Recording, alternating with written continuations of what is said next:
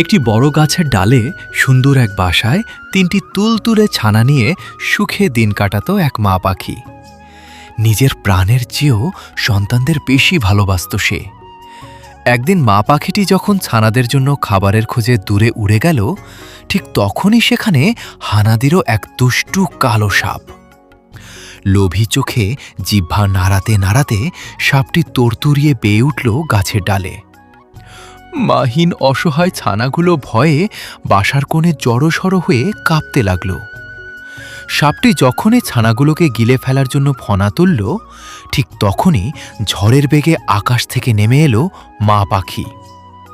সন্তানের বিপদে নিজের জীবনের তোয়াক্কা না করে সে তার ধারালো ঠোঁট আর নখ দিয়ে সাপের চোখে মুখে একের পর এক হিংস্র আঘাত করতে লাগল।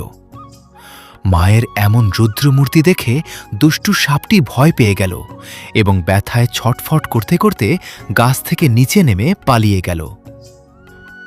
যুদ্ধ শেষে ক্লান্ত মা পাখিটি পরম মমতায় তার ছানাগুলোকে ডানার নিচে জড়িয়ে ধরল।